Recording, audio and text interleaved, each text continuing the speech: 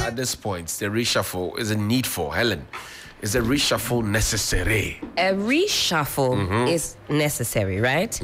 Over the last couple of years, we've been calling for a reshuffle because I think as a nation, we saw the need to bring fresh ideas into certain quarters. Sometimes when you mix things up, you shake things up, others can bring a different perspective, bring a different skill set to a particular ministry, department, agency, whatever the case may be, especially when things are getting stale, certain decisions are being made that the people can't really make heads or tail of, then, you know, a reshuffle in that regard is a good thing. I was for a reshuffle for that reason.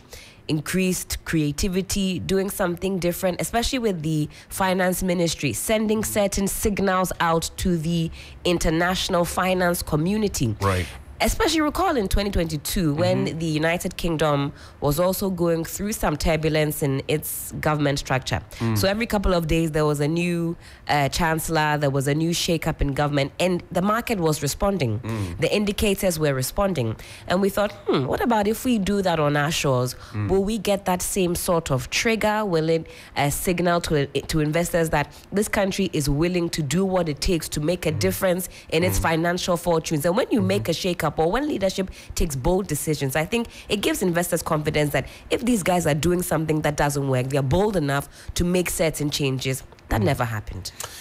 So the president earlier says that his ministers have been outstanding. Listen to him. His ministers.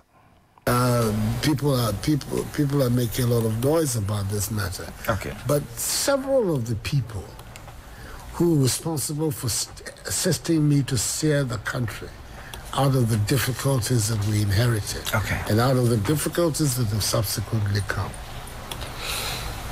are still in place.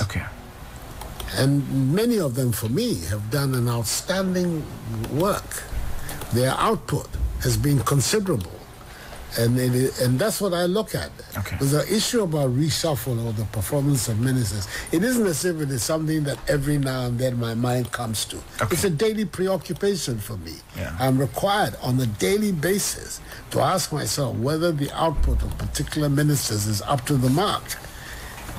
But I am not the final authority, and if they're not up to the mark, I'm required to act. But if the output measures the expectations, then I don't have any strong reasons to heed the call. I'm not disputing that there is quite a lot of attention on it, but I also think it is important for us to have a really holistic look at this matter and be certain of what we're doing. But as I say, it's not no responsible leader, president, prime minister will announce, I intend to reshuffle my... No. If you're going to do it, you do it. If you're not going to do it, you just continue. So here it is. The president did what Ghanaians expected him to do, but did he do it so wrong or so late in the day? Did the president, for example, miss the opportunity to cut down on the size of the elephant-sized government that the people have complained about? Did he, for example, miss the opportunity to introduce a lot more new faces into his government, to say, for example, lend credence to the fact that we have the men, as he always had said? Did the president also miss the opportunity to let the retirees go so that the young can grow and also learn? Because if you look at the way things are going now, the likes of Akufo-Addo, former Roots Minister, former Greek Minister, Yaosafo Mafo, Dan Boche, and the rest. If NPP wins power again, and you have them still at the forefront, and Bruce Dare and the rest, it will send some kind of an old brigade signal, right? If NPP doesn't win the elections in 2025, and NDC wins, that means you're getting to 2028 or 2032.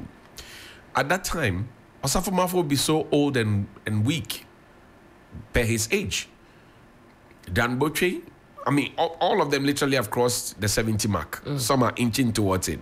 In the next 8 years, add on 8 years to their years, you wouldn't have them as active as you see them now. That's right. That's where you would need the new young faces to be able to step in. So could this reshuffle have prepared them ahead of that time to be fit enough? Because somebody like Dakwa Newman is a new entrant. That's right. First time MP, new entrant. She has now been given a ministerial position straight, not even a deputy ministerial position, so that she can spar. But is that what we need at this time? Trial and error. And we were speaking very briefly, even before we turned on our microphones, about the weight of certain ministries. So in particular with Dakwa Newman, a ministry such as Gender and Social Protection, right, especially given the history with Honorable Adrasa for having abandoned the post at a time when there was a lot of, a lot going on. We'd had some 19 young boys sodomized, school feeding, a lot of issues. I sack you. I have not sacked you. It was a typographical administrative error. I mean, you look at all those ones. You look at Cecilia Dapan in the mix as caretaker minister. Yes. Then you bring Haji Agariba, and now you bring in Dakwa Newman. It puts a lot of weight, as yesterday we said, on the nominees. That's right. And, well, you can only wish them well. Uriah says, greetings, senior. Reshuffling is important and good. But, Johnny, when the soup has gone bad, no amount of gas fire you put under it will make it taste good. It's just going to be a waste of fuel. That's what he says. And those sentiments are shared across the board. If you go online, you hear things like, this is an injury time substitution. They say this is a late remix. All types of analogies have been made about, well, I mean, it's now that you are lost in the wilderness, you've gone to bring another map. I mean, you're already lost in the wilderness. The ultimate question I think one that stands out is, did the president miss the opportunity to kick Ken Ofori-Atta out completely and move him away from his government? Because now it's obvious that he's going nowhere. It's, in fact, a more elevated status, if you ask me, because he's going to be advising the at that higher level minister now. Let's go on to Zoom now. Stephen Osei Echel is a senior lecturer, Department of Strategic Communication of the University of Education in Wedeba. Also, Julius Jima is an economist and tax policy analyst. Joe Jackson is the Chief Operating Officer of Dalex Finance. We're asking the question, government's reshuffle, checking President Akufo-Addo's last card. Did he draw a bad card? Gentlemen, good morning. Yeah, good morning. Great. Mr. Jim, I can hear you. Let's hear you also. Stephen, good morning. Yeah, good morning. This is Stephen. Okay. Julius Jim, let's hear you. Good morning. Good morning, Johnny. Great. Now we are on. Your initial thoughts, I mean, social media, mainstream media, the CSOs have all gotten into the conversation about the reshuffle.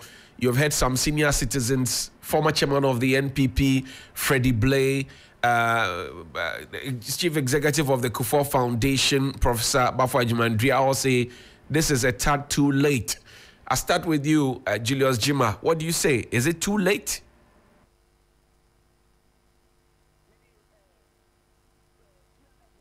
Hello, Julius. Can you hear me? Hello, Julius. Sorry about that. Stephen, can you hear me? Yes, I can. I can hear you. Gentlemen, please unmute your microphones so that I can hear you. We can't hear you. Yes. Julius, can you hear me now? Yes, I can hear you now. Can you hear me? I can hear you. Now, my question is it a tad too late for President Akufo-Addo, this reshuffle, if you think about it? Thank you, Johnny. First of all, good morning to your cherished viewers and listeners, and good morning to my co-panelists as well. I think that whether or not it's late would be the question about the industry versus political reasons. We in the finance industry, and then looking at how critical the finance ministry has become, a very strategic business partner for the government. So sometimes when people are appointed to the Ministry of Finance, is not only about political interest, but the management of the resources of the country, and as well as, managing your portfolios with the international communities as well, your development partners. So we are talking about the IMF and then the World Bank. Again, because for some time, government has been doing borrowing, going into the international financial community to raise funds, so the Eurobond. So you have those responsibilities or that kind of working relationship with all these communities. And then, as so to say, a person designated as the finance minister, you have become that face for you to deal with all these people. So sometimes when the heat comes up from the public or from citizens that we have to let the finance minister go, it becomes something that is really, really a very difficult decision to be made by, a leader. But then again, we have the political interest, and so to say, you have to account to your people. You have to account for your stewardship. So anytime things are not going the way the people want it, definitely they will come back at you. So the question about timing, whether it's now or not, has really, evolved. And I would want to also throw my contribution that it depends on where you are standing. As I've already laid the preamble, from the industry perspective, you would want to have somebody who has built that experience to be able to manage all those portfolios for you. And then, in so to say, in as much as the finance ministry is an institution that there are various directors, there are various deputy ministers that will support you to achieve your mandate or even implement a particular policy, you would still need that single person who have built that experience over that time to be able to do that agenda for you. But again, you have to account to the people who gave you the power to elect that person. So when they are saying that the time for you to reshuffle the person is now, you do not have any other thing to do or to respond to that. If not, especially when this year is election year, if you not heed to that advice, you would sometimes be punished for some of those decisions. And of course, the president is on record saying that after some MPs, you were touting that, look, the finance minister has to go. He promised them that, after the IMF negotiation, the finance minister will go. That's right. So, John, if you'd ask me, we are where we are because of these two reasons. As an industry, as a professional, you'd want to have somebody who have that requisite experience on the job. And this is just on the job. Performance-wise, we can leave it to Ghanaians to judge. And then sometimes whether or not a certain, objective or mandate is being given to a sector minister to deliver. That is why I believe the president came in with a ministry for monitoring and evaluation, which I presume that this ministry was a ministry set up to at least evaluate and assess the performance of every sector minister and make recommendations to the president to act on it. I would want to or be interested in those kind of reports that the evaluation and monitoring ministry was sending to the president. But as we are all aware, generally, if the economy will have to speak for itself, and Ghanaians will know that, look, if we look at the current economy, and then if we look at relevant years, especially when, in 2021, everything went into tatters, of course, Ghanaians are not prepared to hear any excuse from the president or for the government. And when that happens, you would have to, build men who be able to turn things around for the people to know that, yes, we voted for you. And at the end of the day, you are managing low interest rate for us. You are pursuing low inflation for us. Exchange rates are low. Import substitution is being conducted, and businesses are booming in the country.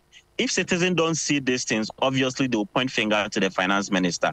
So the finance minister has come to a point where the president has got no choice than to, make him or relieve him of his post and at least bring in a fresh face to be able to manage or steer the affairs of the ministry into 2024 elections. As to whether the person who has come in to fill in the gap will be able to execute tactfully to support government of the present agenda, we are here to look at those details as well. We'll look at that. Mr. Joe Jackson is also joining us from Dalex Finance, is the Chief Operating Officer. Thank you, sir, for joining us. Good morning. Good morning. Great. And it's good to hear. Good to hear from you, sir. Happy New Year. happy and a prosperous new year. Fantastic. I shall come to you in a bit, but let me engage Stephen Achiao right now. Stephen, I would ask you that same question. The new faces that have been brought in, for example, the Honorable Dakwa Newman, MP for Kankwe South, she's going to take on the role of Adjoa Safo, also the role of Madame Cecilia Dapa, also the role of Hajia Gariba. There are lots of issues there. School feeding caterers are complaining that they have not been paid and all of that. All those issues come together.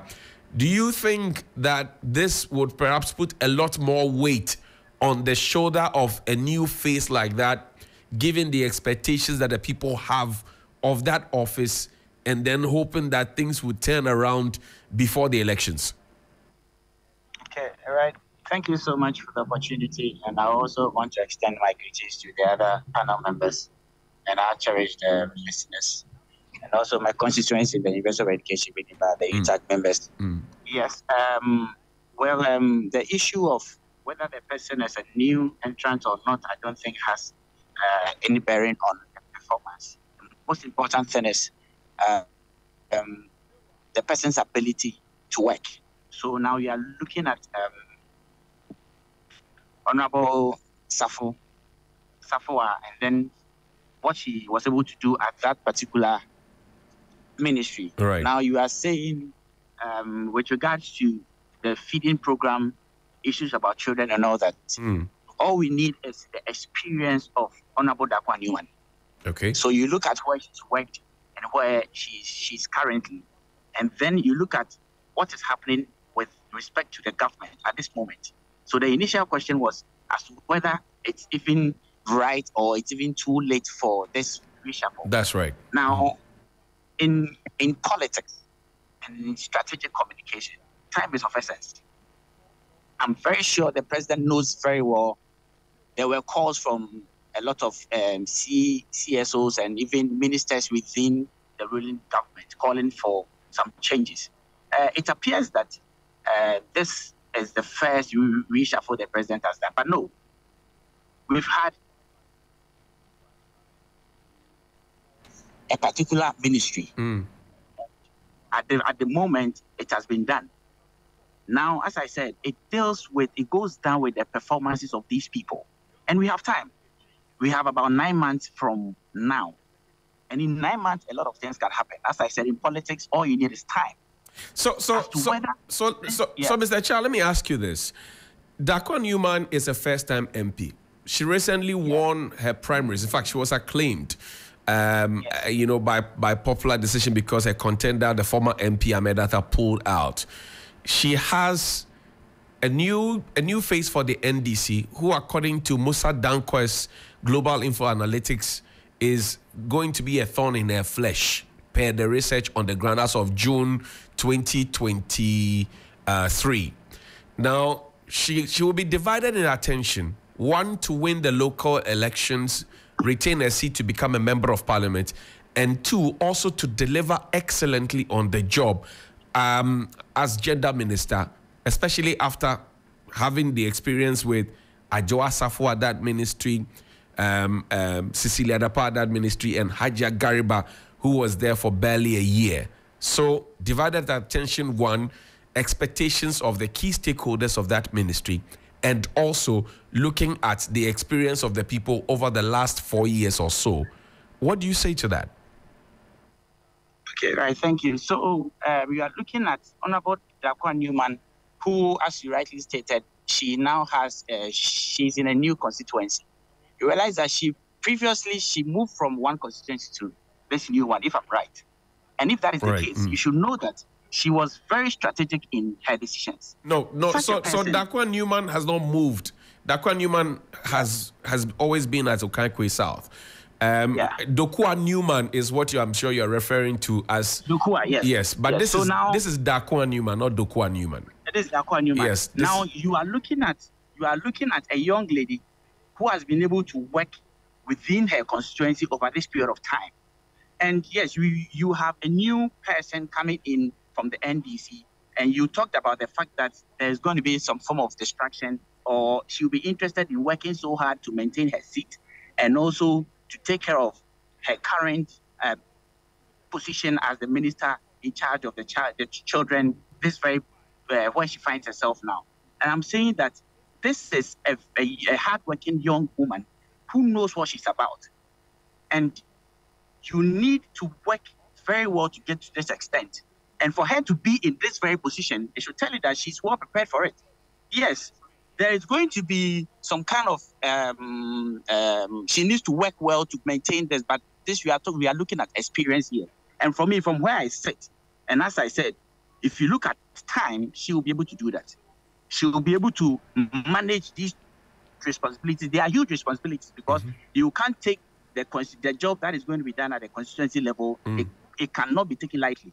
And what she has ahead of her, with respect to the issues currently at the very ministry she's supposed to work with respect to school feeding programs and other issues, I think that she has what it takes to manage all these two things and then work very well. She has other people to work with. And for that matter, I think that she's in a position to do right. That and be Mr. Jackson, I'll bring you now into the conversation. Will this reshuffle change anything economically so that we can then start saying that our CD is breathing well, our inflation figures will start dropping because of these new changes, investor confidence and all the issues we've been talking about? Will anything change in that direction?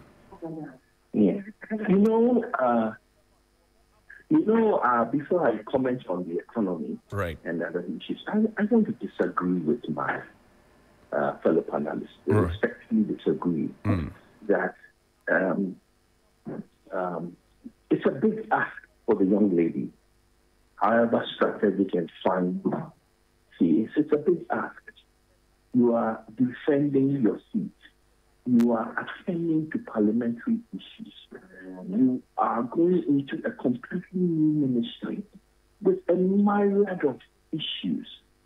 I think either we are shortchanging the gender ministry and thinking that I wouldn't like to think that because it's a gender ministry and it's women that we don't realize how important these issues are.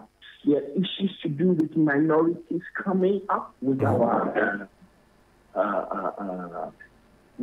bill, the LGBTQI bill. Right. There's lots of issues coming up. It's a tough ask for the lady, and one may even ask ourselves that bringing somebody like. It may even be setting her up to say it will have absolutely no impact. This is barely 10 months. It's more like 9 months to go. No, I have to disagree with them on this call and say it's a big ask. The best thing we can do is accept that it's a big ask, accept that the impact may be minimal, reduce expectations, and then allow this lady to go do her work.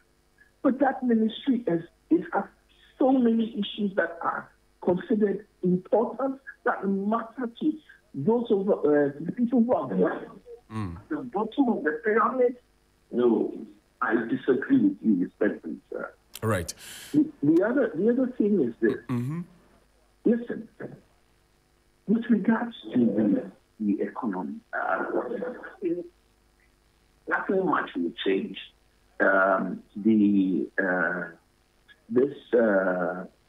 Minds are made up already as to where we're going and how we're going, and the fact that however much we called for this shuffle, especially with respect to the Minister of Finance, it wasn't done at any time that will make us feel that it makes a difference. It doesn't make a difference. I'm sure that many voices have said the same thing. Let me go on to what really matters. Is that the new finance minister is a fine gentleman. He comes with the right qualifications. He comes with the right experience. Right. If this had been done 2 years ago, a lot of us would be up and jumping up and down for joy. We'd be saying, fantastic. This is a guy. He's worked for institutions as diverse as Oxfam, TFID.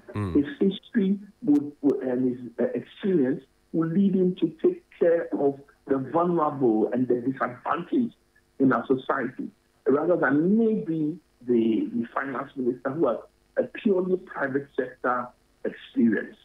He's a development economist. It's good to have a development economist. The challenge is the same.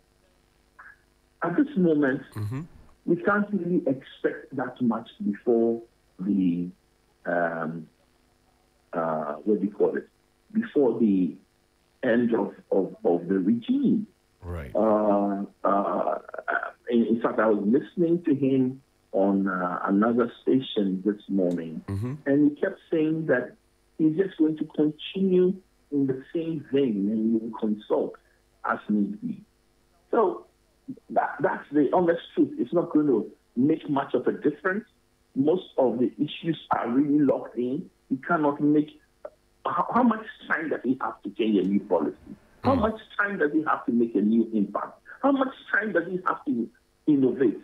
Not much. So really, again, our expectations are not high. Is he a fine gentleman? Definitely. Does he have the right experience? Not a doubt. But he has not put enough time. He's also an MP. He also has to, at some point, start to think about his own campaign. Right. And so, in fact, I dare say that for some of the ministries, this shuffle at this time may actually be counterproductive in the sense that even as we run after the election, we're bringing new people in, they have to settle, they have to know a new team.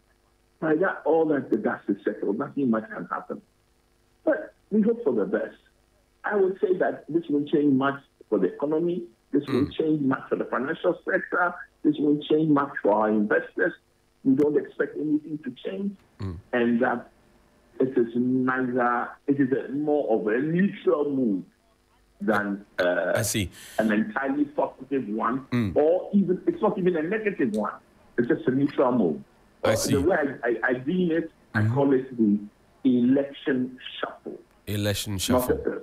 Not a performance shuffle. Julius, step in for me and tell me if Mr. Ken Ofori-Atta had been taken out of the picture completely, contrary to what Imani Boss is now telling us, that he has been elevated, giving another role to be dealing on that international level.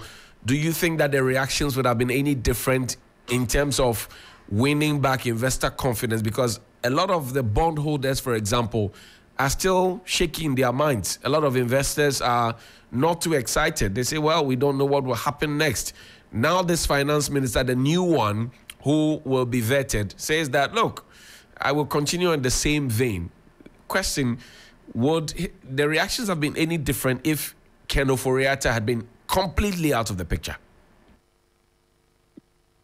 Johnny, I think that be it as it may, we cannot also discount the experience Honorable Ken Ofori-Atta has had in that office. Okay, performance-wise, we can constructively criticize his output and the kind of things that we have seen with the management of the economy. But he has also learned something. He has gained experience. So looking at how we see it, he has that experience now. He can advise, he can play that advisory role. He can suggest things that, could help the country. So we will not let him go to just, excuse my language, waste the experience that office has given him. It's still about the management of the resources of our country. So when somebody gains experience, whether good or bad, or performance, if you will to perform or not perform, he has had some experience that will be relevant to the current administration. And so to say, like you said, he has been the face of all these debt negotiations, ongoing IMF deal. Subsequently, there's another negotiation that is yet to be done, pending the third payment of the IMF, which is the negotiation with our EU bonds. Right. And this is somebody who has championed, Ghana going into EU bonds for cheaper finance. But of course, we've seen what has happened to our current economy. Yes, like what Joe Jackson said, the expectations and then what have you should be lowered down. The timing is very short, and finance or economics is not a miracle, Johnny. It's something that you do input and you get the output. Looking at the time that we have, the only thing that the current minister can do is to do extensive collaboration, consultation, and then also work with industry, finance expert, economic expert, so that he will be able to at least achieve something. The structural economy that we are currently managing, there's always been or has always been budget deficit, and then when the deficits arise as a result of budget expenditure, the only thing to finance this is to either tax or to go and borrow. So this is how our economy runs. So there's not going to be any miracle that is going to come from anywhere. That to just continue whatever has been laid down for the minister to finish the term. Of course, like we are seeing, this reshuffle is more politically inclined because yes, Ghanaians are talking. We've seen the performance of the economy for some time, and the Ghanaians have expressed, even, stakeholders of the current, government has expressed sentiment about the performance of the finance. It came into, objective scrutiny. So from where we see the economy and from the structural problems with the economy, structural challenges with the economy, we will not see nothing. Okay, right. I get your point. Stephen, step in for me, and I asked this question. Reactions on social media, for example, and some political watchers suggest that you have the likes of Okoboy. Many thought that because of his role in how he explained COVID-19 and how the public tagged along and then fought the virus, he should have been given that ministerial role right from the get-go in the second administration. He was not given that role, kept at bay for some time until he got into NHIA. You have Andrew Ejapamesa, who goes now to a Ministry of Tourism, Culture and Creative Arts. Catherine Afiko has been there. Barbara Otinjesi has been there. Dr. Mohammed Awal has been there. You have Dakwa Newman as well. You have a lot of new faces. Now, the reaction out there is that you're getting in these new faces who may not necessarily be tainted, for want of a better expression, so to present a positive outlook for the government, present a more youthful force, and clean up the mess of the government in the minds of the people. Is that what you see as well? Right, thank you. So, yes, I think that as the last speaker mentioned, this is it's political. This reshuffle is political. And you rightly stated at this point, I think that the president decided to bring in young people to put in energy, to revitalize actually the works of these ministers. So for me, I think that, yes, in as much as it is political, these are people who are coming with new energies, with new ideas, who really want to perform. Because, the government's agenda is to bring the aid. So these new ministers and then the deputy ministers are going to make sure they work hard to retain the power. So, yes, we are talking about experience, and some people being at a particular ministry for so long a time and all that. But if you are bringing in a new person who is vitalized and it has a lot of energy to put in a lot of work, and someone like Honorable Asifua, right, and even Dakwa Newman, Asifua, Sylvester Tete, new faces. You are looking at people who they went to Parliament. I think just last year they were in Parliament, and they are going again. Last 4 years, and they are going again. The question is, how did they make it? How did they get their constituents, their electorate to give them the mandate again? That should tell you that these people know what they are about. And as I said, these are young people who are ready to show that when given the opportunities, they are going to excel. So I think that they are going to work very hard to help the government. Now, with respect to the timing, and I said time is of essence. All right. Time is of essence because we have 9 months for these people to work. As I said, a lot of Ghanaians, even some ministers within the MPP, were calling for the finance minister to be changed. And I'm sure the president strategically did that at this very moment, which has already been stated by another panelist. Yeah. But my brother Stephen, you do know that stricto sensu, these MPs who have also been given these responsibilities, ministerial and deputy ministerial roles, also have an eye in their constituencies to maintain their seats. And we do know that in this country, campaigning takes full effect quarter by May, April. Campaigns have started, which means that they will have divided attention. So give and take, they have about 3-4 months to do something while they still keep an eye on their constituency. What meaningful policies can they champion within that short period? Because if they joke with their campaign, they will lose that seat as well. Because whoever is contesting them on the other side, knowing that they have their eye on another ball while also focusing on the seat, will intensify their efforts. If you go into Otafu where Vincent Assefuwa is, or you go to Botiano English and Manfro where Sylvester Teta is, or you go to Okaiko South where Dakwa Newman is, the story is no different. So the question will be asked, how much time do they have? 3 months, 4 months, is it good enough? Yeah, okay. So I always say that time is very important when it comes to politics. These people we are referring to, these ministers we are talking about, and I know these are strategic politicians, and you are looking at strategies here. At this point, 9 months, in as much as it's not too, it's not. 9 months may not be enough, but I'm telling you that a lot can be done in 9 months. And per the analysis you just made, they will need to also make sure they work hard in their various constituencies. That's right. All you need is good strategies and good timing. And you are looking at young people. I'll go back again and say that you are looking at young people who are ready to put in a lot of energies. They are very much aware. Let's understand that these people are very much aware that they will need to do a lot of work in their various constituencies. But Eben, your energy, Stephen, your energy will be situated in an existing system, as Dr. Amin Adam said, because you're working towards a boss, okay, who has given you a certain mandate either to continue what your predecessor was doing and not necessarily to change anything, because any good policy analyst, Julius Jima, will tell you, and you yourself, 3 months, really, what can you do? So you're working within a system.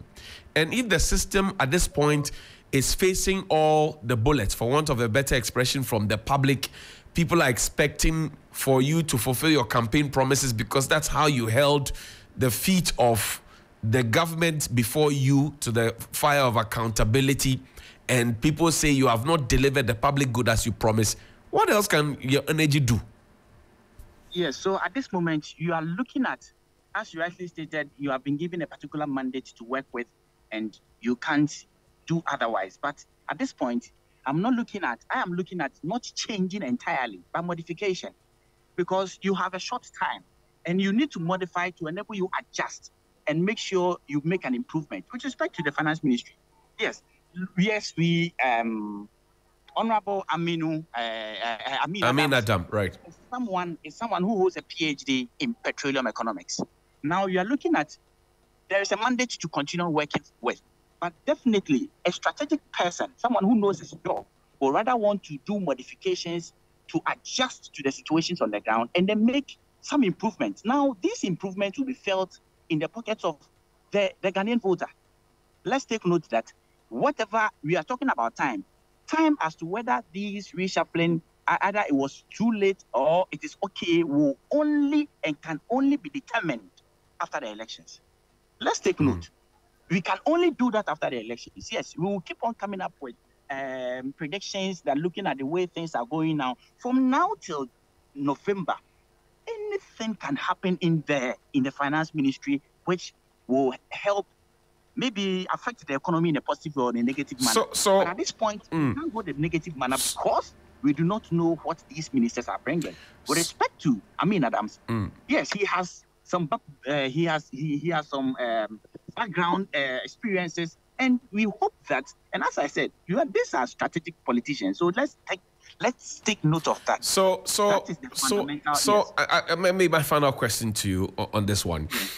Now, look at somebody like Andre Japamesa, MP for the Secunde constituency in the Western region. Second day is a stronghold of the NPP because it's been retained, but at his last primaries, he had a run for his money. He has been moved as Deputy Minister of Energy and then tossed into the Ministry of Tourism, Arts and Culture as the boss. As we speak now, the government has not achieved even one of its campaign promises, manifesto promises that is, to the creative arts sector that came out in their large numbers to support the government to win power. Talk about the Daddy Lumbers, the Sarkodias, the Saminis, the KK Fosus, the Lucky Menses. Talk about the actors and actresses. You put them all together, and the theaters have not been built for them. The ultramodern facility has not been built for them. The arts fund, the centralized website for them, and all of those things. In this short period, when we have had 3 ministers before Andrew Ejapa-Mensah, what could he possibly do at that ministry? Which of the promises is he able to realistically achieve before the elections? Okay, so now we are looking at Honorable Ejapa, as you've mentioned. He's going into, at this moment, he has not mentioned, he's not said anything about what he's going to do.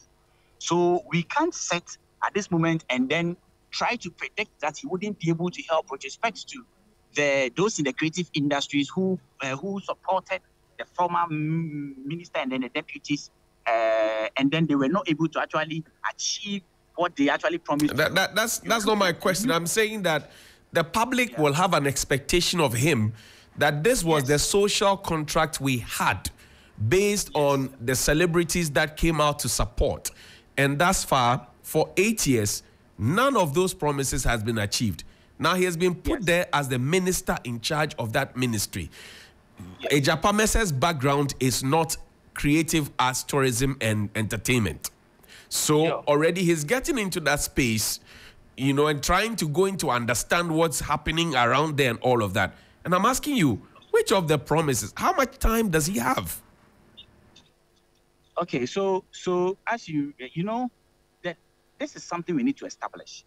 We always go around saying that someone has a background in this area and in that area, and we perceive that when people have backgrounds in a specific area, they are expected to perform well or they have to perform well.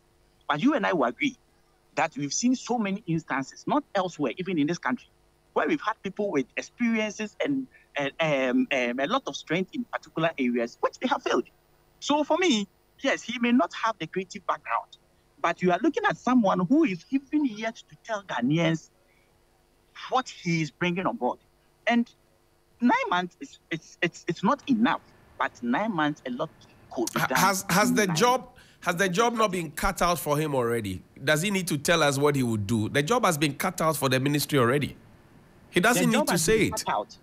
Yes, the job has been cut out on what must be done. But you should know that the new minister will also come up with the strategies to execute it. Now we have a plan. The objective is there. How to execute it, you need strategies to do that. It is possible. It may be possible that the former ministers who were assigned to those ministries were not able, they might have had different strategies.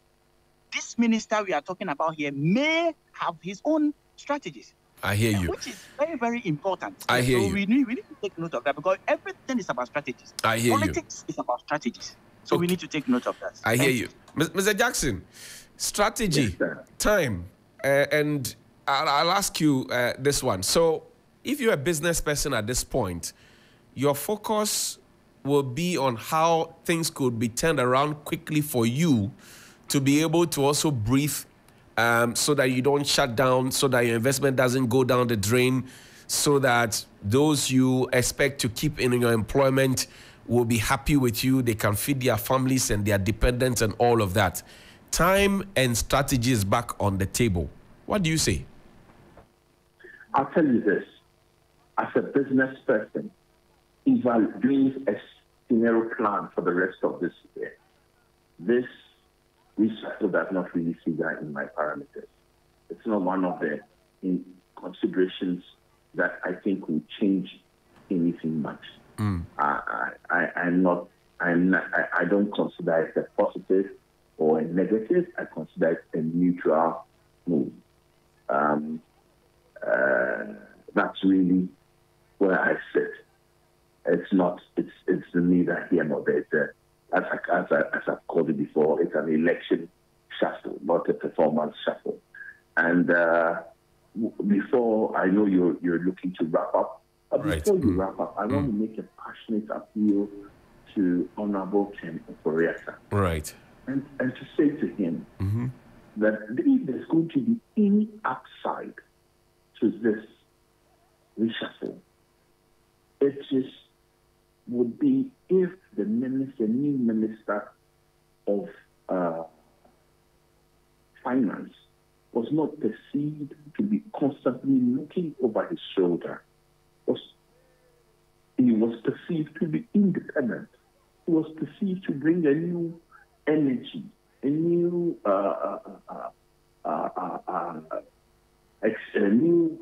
breathe new life into what a lot of us feel has been a tough ministry to work with.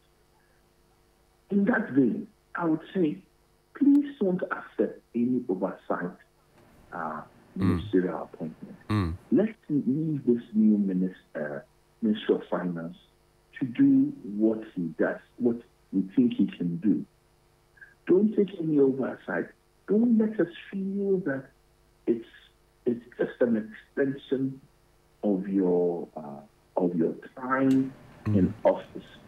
As much as we say it is just a few months, there are also critical months. The risks to this economy haven't changed. Inflation has stopped trending in the right direction, moving back up. Our interest rates are trending down, but they're still very high.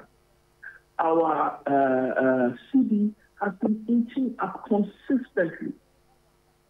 There are lots of challenges, and jobs are not being created. And a few months can make a big difference as to the amount of pain we have as a population or the relief we have as a population. In that vein, I would say, let's leave this new Minister of Finance. Right. I believe that I'm expressing the view of the majority of the private sector and saying he's a fine economist. He comes from the right background. Let's give him the chance to make an impact, however limited it will be. Let's give him the chance to bring in new energy. Let's give him the chance to do something that will relieve the pain that the ordinary Ghanaian is going through at the moment. I hear you. Thank you very much. Yes, go ahead. Sorry. Honorable Ken Oforiatta, do not accept an oversight appointment. Say that again. What did you say, please?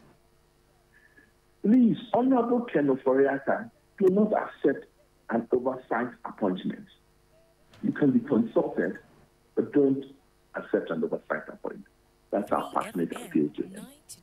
Thank you very much, Mr. Joe Jackson. We're grateful for your time. He's the Chief Operating Officer of Delex Finance, joining us here. Mr. Jima, you have the final word on this one, and I'll ask you again, strategy and timing.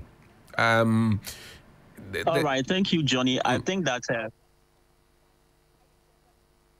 thank you so much for giving me the final word. Great. Yes, I think that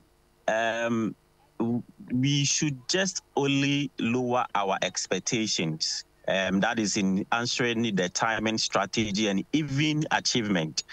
We can only lower our expectation for all the new ministers that have been given new opportunities to come and execute. Of course, the realities on the ground will not make any of these ministers to achieve or transform Ghana the way we want it to become within this shortest possible time. It cannot work. But then again, I like the position by Steve. I mean, we can only be optimistic. We can only support them. We can only encourage them. From where we are, we know how fundamentally the economy is. And again, the responsibility of the finance ministry triggers all other sector ministries to perform, because all other sector ministries are all cost centers. They submit their budget to the finance ministry to look for money and give it to them. So even if you are, designated to a particular sector ministry, you would have to need the support of the finance ministry to become efficient and effective. That's correct. So if the finance ministry is not bringing in the cash, obviously, whatever fine policies that you have to implement on the table, even if there are new ones that you are bringing on board or existing ones, like you said, if their rules has been cut out for them, you will still need the money. You talk about school feeding. Most of the challenges in school feeding is about liquidity. So if the revenues are not being generated, wherever you find yourself as a sector ministry, you might not achieve the kind of performance that you want. That is why the finance and economic ministry is very crucial. So there's a lot of it. That monster called financial clearance. That is, you see, and then payments of independent power producers. That's and right. Then import bills on the economy. And then certificates. You can imagine. So there's a lot of expectations, but what we can tell or advise Ghanaians is to lower the expectations for this minister so that they will have that friendly environment to perform. Of course, you talk about timing. Most of them are MPs. And then we have a problem with our constitution. 2/3 of ministers should come from parliament. So that's right. That is why, like I was saying, 50% of our ministers, actually, 50%. Thanks for the correction. Right. So it means that this particular reshuffle is more politically inclined than to look at a substantive matter. But we can only be optimistic and then, count on their experiences and their expertise, their skills, their talent, how strategic they have been and then executed in their political careers to be able to bring at least some form of complement to this substantive and very detailed ministries or sectors of our economy. Right. We can only wish them well, but let us manage our expectations. 30 seconds. Can optimism happen in a vacuum? Johnny, optimism cannot happen in a vacuum as it is, because it, like I said, what you give in, the policies you kind of implement or dream about, and then take into consideration the current situation that we are finding ourselves with, management of debt, public debt, looking at now you have to meet a certain performance criteria before IMF can give you money, and then look at certain policies that the government took to IMF before to raise some revenues. Now they are even getting backlashes. So yes, optimism cannot happen in a vacuum, but I'm taking the direction of Steve that we can always wish them well and be optimistic. Thank you. We can support them to deliver. Well, thank you very much, Julius Jima. He's an economist and tax policy analyst. Also joining us this morning was Stephen Osei Echiao. He's a senior lecturer, Department of Strategic Communication and president of UTAG UEW, and Mr. Joe Jackson, Chief Operating Officer of DLX Finance. Helen, we put out a question. Which government campaign promise do you want fulfilled before December 7? That's the question we're asking. While you get that ready, here's President Akufo-Addo, what he said when Ken Ofori-Attah's head was being demanded on the chopping board. He said this. Listen. This is the reason why also the finance minister and the Bank of Ghana, governor, other senior officials of the government are here, is to indicate to you a little where we've got to in the negotiations we're having with the fund. It portends for the future of economic policy in our country. And then, hopefully, to have the opportunity to get your particular buy-in. Because we are talking and hopefully concluding soon these important negotiations, which are going to have, and you know as well as I do, an important impact on the way forward for the Ghanaian economy in the months and immediate years ahead. So it's basically a familiarization program, and then also to hear from you what you think would be significant that you would want to hear about how we're going forward. President Akufo-Addo there. Helen, what have Ghanaians been saying? What have they been saying? In fact, the question is, what haven't you all been saying? You have been engaging with us heavy on the socials. We're very grateful for that. At 3FM927, all one word. On X, we always have a question or a poll of the day, so do check us out. And we're asking, which of the government's promises do you want fulfilled before the next general elections, be it November, December? We still don't know. EC, is that timetable ready so we can all peruse? Small digression. But at Open 2020 says all of them, all the promises I want fulfilled. This is why he said the whole show.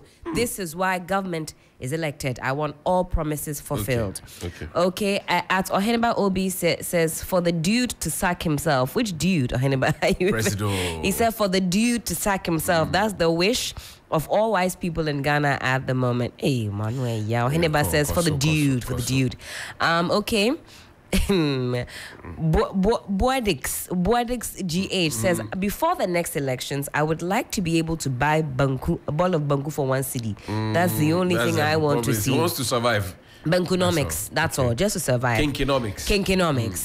Jeff A. Bash says, for Accra to be a clean city, that's what I'm asking for. It was a promise too, yeah? Yes, that Accra was will be the cleanest city. Yes.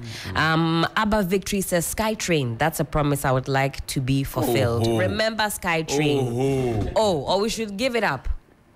At this time. We should give it up. I mean, we lost some $2 million whilst we were doing feasibility, and also, we had a ceremony to unveil that plan that we had, the documentation, how the SkyTrain was going to take. What was it? Forgive me. Go ahead, read the comments. So, Abba Victory, SkyTrain, at a free 225-7810 says... The ones on the ground, we know this. Land train, we know this. Also, up a SkyTrain. If he says Agenda 111, and actually that came up a lot. So, you see Agenda 111, Agenda 111. Godfred, I'm here, Agenda 111. Nobody has said anything about National Cathedral yet. National Cathedral didn't come up. I think for most people, they don't really envisage it moving anywhere past it being a pit with our money woes also abounding. I'm sure there's a lot more on Facebook. Team, if we can get me some of that. I have some on Facebook. There's on Facebook. Avejiga Letitia says the unemployment rate should be dealt with. Daniel 2 million jobs. Says, she didn't hear. One district, one factory. Bishop Colombo says the National Cathedral should be completed. Asanba Pounds, Jalov says the God's building. I'm sure he's talking about the cathedral. Paul Asma says JDM campaign. So we are asking you the question of what should be presented in the JDM campaign. Koligu Mahamudu says too little, too late. They should go. Just go. Bye-bye. Citizen K says moving the economy from taxation to production. He laughs, putting a laughter emoji there. Taxation to production. But the former chairman of the New Patriotic Party, who has also been a former deputy speaker of parliament and MP for Elembele, he's been speaking to Beatrice Adu of Current Affairs team. Take a listen. Depends on the strategy. It depends on what he wants to achieve later on. It depends on the efforts or the strategy of the party as to what to do come next 4 years, assuming we want to be as it is, which we are determined to be in power. So what is the objective? What is the objective of this? We've now, as it were, elected a new flag bearer. Maybe the change, I'm not saying so, but maybe the change is part of the strategy to ensure that our breaking the eight. So what you're saying, my understanding is that eventually you agree with, or you're actually taking the same path that the current flag bearer criticized the former president for, because in 2016... He has not, so far I'm concerned, he has not criticized the president. Please, I don't agree with you that the vice president and our the current flag bearer, yes, had criticized the president. He hasn't. No, I'm not talking about President Akufo-Addo. I'm talking about former President John Mahama. He's actually doing the same thing that he criticized the former President John Mahama for. In 2016, when the former President John Mahama reshuffled his ministers, then Vice Presidential candidate Dr. Bawumia, who is now the flag bearer of the party, said that this reshuffle, and I'm just summarizing what he said, paraphrasing rather, that it was for elections and not necessarily for any meaningful change. So it means that that is also the strategy. Partly, the strategy may be partly so. Me, as I said, I will not be very sure what it is. I said that I'm only conjecturing that that could be part of the strategy. That why not? We're going for another election, and the changes may be towards preparing for the next election. But you will agree with me, also, there had been incessant call that there ought to be some kind of change. And I said, I would have preferred it if it had come a little earlier. Be it as it may, it's better late than never. Mr. And Blair, that's what has happened. You're saying that partly this reshuffle could be towards breaking the eight. Partly, you agree with that. Is the MPP being fair with Ghanaians that this period when we wanted you to make changes so that our lives could be better, you refused to make the changes, but now you're making the changes because you're looking forward to winning an election? I disagree with you that looking for the change in terms of reshuffle at the time people were calling for was necessarily meant to make our life better. Instead of that, it was worse at the time that we were calling. But the MPP MPs, for instance, on the argument... It depends on their strategy. It depends on what they consider to be. It's not that Ken Ofori-Atta was making life unbearable for Ghanaians. We were negotiating, as it were.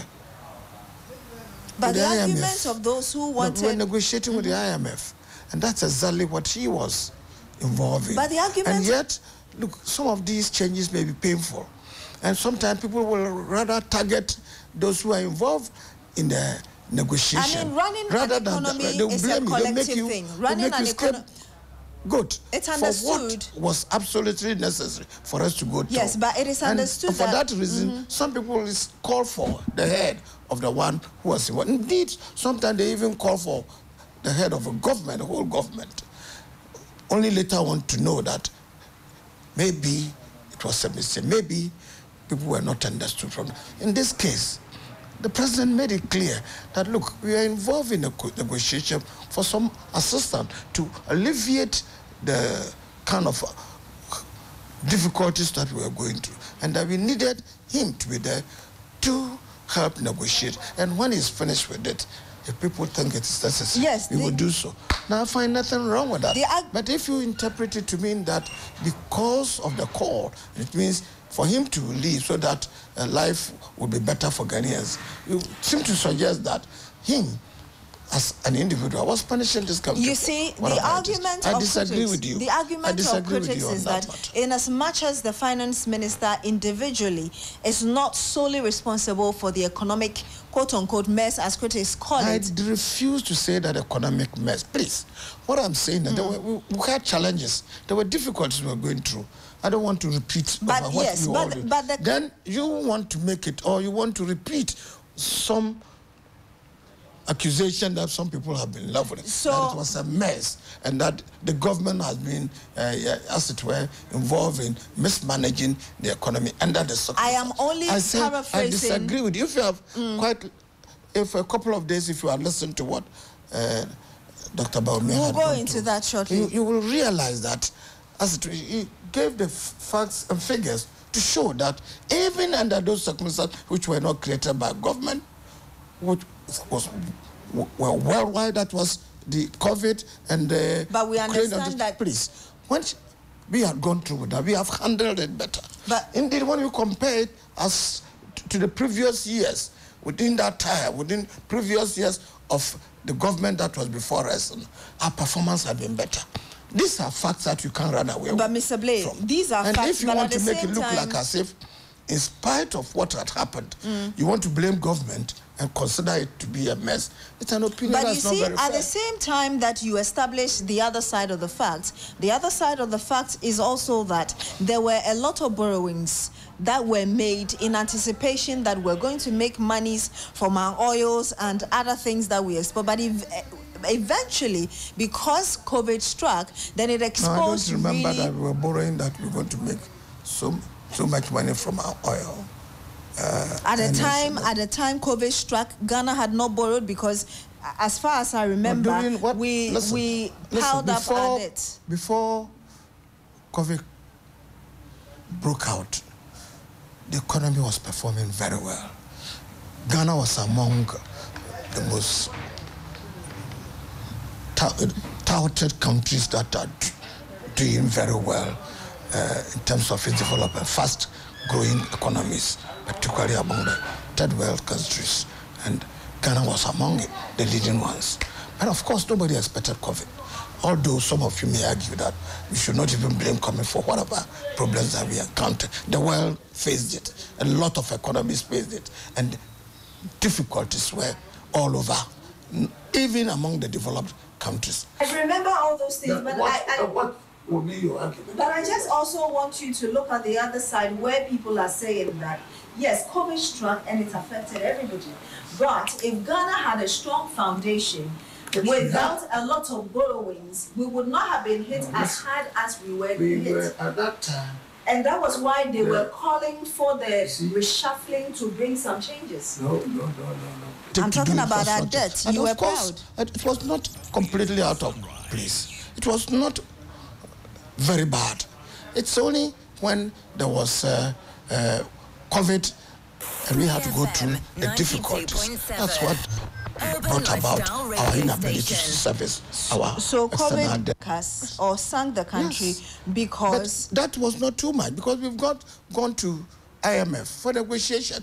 It means there are a few difficulties we had to go through instead of allowing it to completely break down. And the difficulties that we were going through is what position of a few conditionalities that the IMF. So how would you then categorize what the then Vice President Dr. Bawumia said when he was campaigning ahead, helping the president campaign ahead of 2016 elections, when he said that you're in an economic mess because the foundations are wrong. You don't agree with it now? The other day somebody was saying you're comparing apples to mangoes. You don't agree with that now? Listen, these are not the same situations that you are describing. In one instance, there was COVID, external shocks that we had not expected. In the another instance, nothing was that bad in those days, except mismanagement. So if you want to make it look like as if what I had said in normal circumstances for your own performance, and we describe it as incompetence, and then in our instance, there had been this COVID and all other Ukraine wars and so forth that we've referred to, and then you want to compare the two and say the same, I think you are mistaken. I want to ask you the last question. I believe you are mistaken. So that was Freddie Osimao Blay with Beatrice Addo here, and he disagreed with a lot of the things. But here's MP for Asante Achim North, Apia Kubi with Eugene of Subing and some other, or how many? 95, 105 MPs? It started with some 98, and then later we're told, I don't even know the true number, that all of them were behind that decision. That's right. Listen. Our grave concern to the president through the parliamentary leadership and the leadership of the party without any positive response. We are by this medium communicating our strong desire that the president change the Minister of Finance and the Minister of State in the Finance Ministry without further delay. So this is what the MPs said. They want Finance Minister out without further delay. King of Proverbs, ABA Fuseni, MP for Sanarigu, listen to him. The Finance Minister must go. He must go, and go now. We don't want him. He's a disaster to this country. I'm just indicating you, given the level of legendary incompetence that the Finance Minister has shown. What business does he have for you to let him stay a day? So I'm very happy with the conduct of our colleagues. That look, All of us are cognizant of the damage this man is doing to our economy. Every single day you leave the finance minister in office, he's causing more damage to the economy. The international confidence in the economy is dipping every day. So I'm happy that our colleagues have come round for all of us to look at the issue at the national level and get him out. He should not stay a single day longer. The finance minister must go. He must go, and go now. We don't want him. That's ABF Husseini. He is the MP for Sanerigu. Unfortunately, he won't be returning to Parliament. But here is the finance minister himself, giving us some assuring vibes. Listen to him. My colleague, Deputy Minister, said, we are not going to the IMF. Whatever we do, we are not. The consequences are there. We are a proud nation. We have the resources. We have the capacity. Don't let anybody tell you. Like when Joshua, Caleb, and the 10 others went to spy on the promised land. And only 2 of them came to say that we can do it. And the 10 went around the community murmuring, you can't, We are not people of short sight, you know. And we have to move on. Okay? So let's think. Wanko and your baby 055-924-2717 and 055-691-0154. 055-924-2717 and 055-691-0154. What's your own reaction about the president's reshuffle from yesterday? Good morning. Good morning, Johnny. Yes, sir. How are you doing? I'm fine, oh. Johnny, do you know something? No, sir. I was calling in the morning so that I let you know something. Yes, sir. Now, you know, Mama time was incompetence. It was then. These people, they didn't go to school to tell me that they don't know how to do the right things in this country. It is just the fact that they have been intent to organize crime. They are just an organized crime. These people, I think they are moving in a cartel just to use, find space, create, just take everything they can. I cannot phantom just, this is Japan Royal, $12 million. $12 million, yes. $12 million. It's becoming so funny, like everybody just laughs. See, anger. And it was spent on processes, paperwork and things. I said, this people, I think it's a cartel. I said, Johnny, sometimes see, somebody will get angry and the person will just be laughing. Ghanaians are laughing. It's not like Ghanaian is funny or this government is funny or it's their corruption or their TV is funny. It's just that your bosses are like, it go be. It's just like, we just laugh. It go be. Honestly, it's becoming, it's like they are making school, going to school look like it's a space for dirty stupidity. Oh, sorry about that. Sorry. Somebody can't go to school because I don't fathom you go to school. Relax. And then you have like content. Relax. Hey. Good morning. Good morning, Sir John. Yes, sir. How are you, my brother? Shashak. I'm doing okay. Okay, talk to me. Michael from New York. Hey, Mickey Ronnie. Sorry. Today you sound like Shashak. Oh, really? Then I have to talk to me. Sir Johnny, you every time when you come and say to a question for me. Why do you do that thing? Sir Johnny, I know that first-time MPs are not supposed to be ministers. Is that right? Oh, not necessarily. They can become ministers. No, but on a normal scale. They are not supposed to be leaders of their House of Parliament. But because they are backbenchers and they are learning, I mean, it's a silent rule for them. But ministers, that's the president's prerogative. He can appoint and disappoint without explanation. Sorry about that. Sorry. Good morning. Good morning, Johnny. Yes, Abu.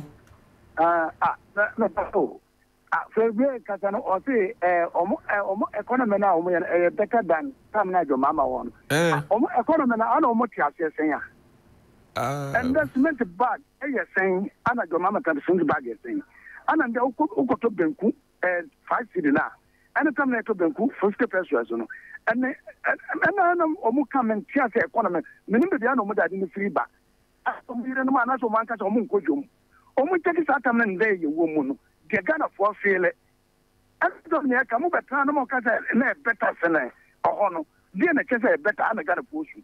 And na yeso mu ehwe no mu kan. 2024 yem pen to pen. Thank you, Medasi. Good morning. Johnny. Yes, sir, Papa. What I'm just trying to say is, see, look at the reshuffle. At the ministry,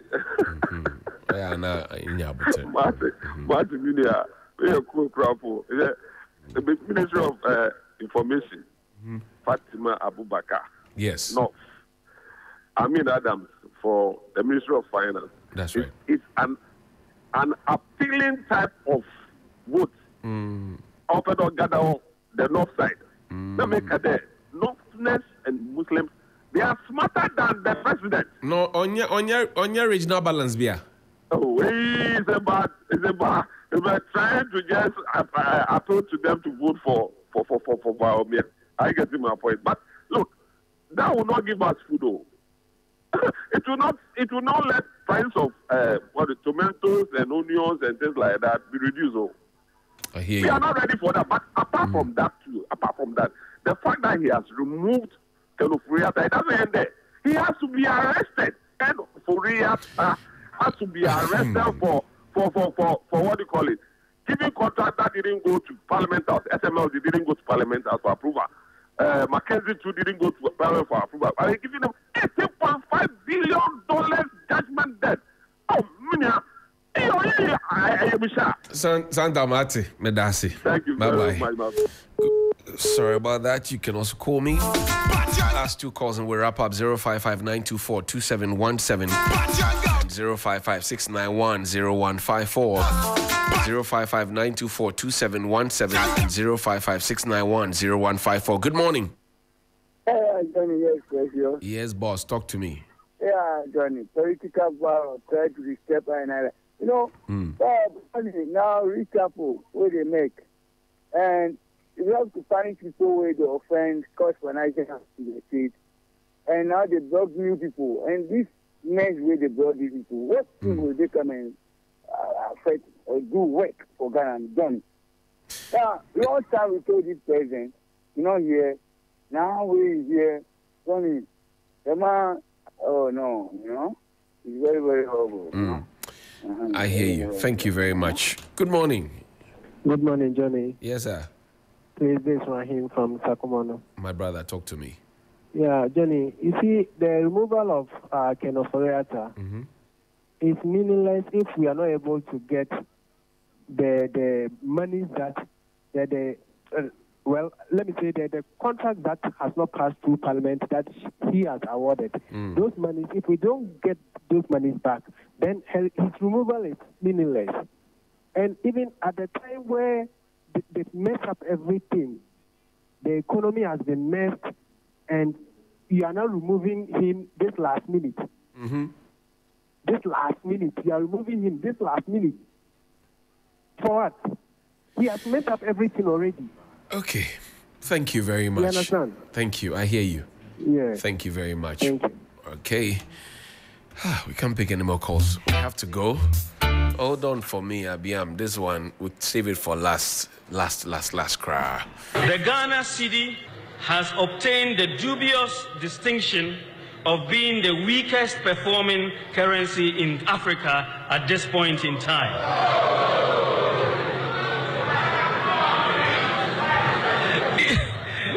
Interestingly, the NDC Green Book claims exchange rate stability as one of their unprecedented achievements.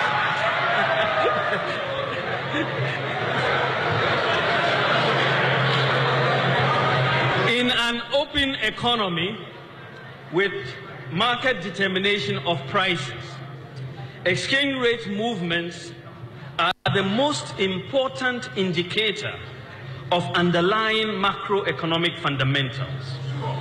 As the saying goes, when in doubt, observe the exchange rate. The lesson from history for governments is that you cannot manage the economy with propaganda. You cannot manage the economy with propaganda. And the final tape we play for you today is this one, and then we go away. Samani is ready with details.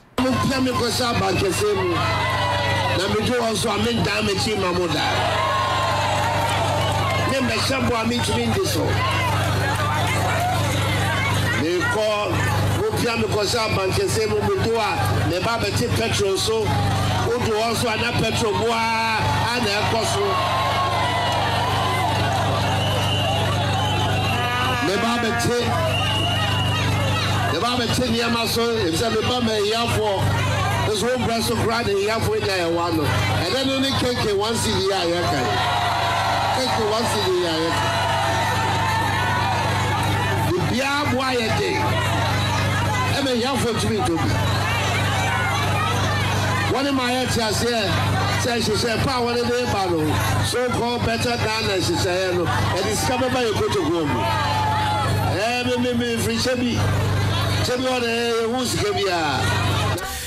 Yo, therefore, and yeah, happy birthday to Chairman Righteous of Impenyinfo Caucus.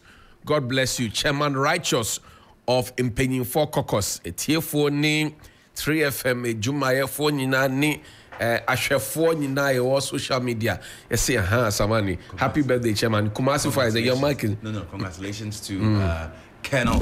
So a very big congrats to Colonel Cynthia Watson, lab manager, on your promotion to Colonel, as well as Lieutenant Colonel 2, Colonel Dusudonko, all of the 37 Military Hospital Pathology Division. Big contracts to Lieutenant Colonels. It's so you Colonels, no? Yes. They say 2 stars, 1 crown, or my booby. Gadget, red wahano.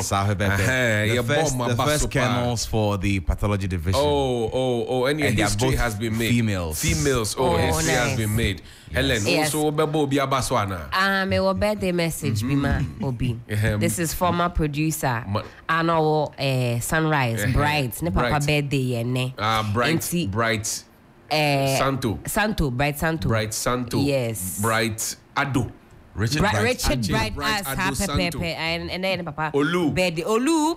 I say happy birthday to you, Mr. E.L. Esiedu, Trinity Methodist Church, Medina Estate. It's coming from your wife and your children. We have to go. Happy birthday to Bright's father, Poppy. Happy birthday. 3FM Sunrise. 3FM Sunrise. I got tired, missing the face.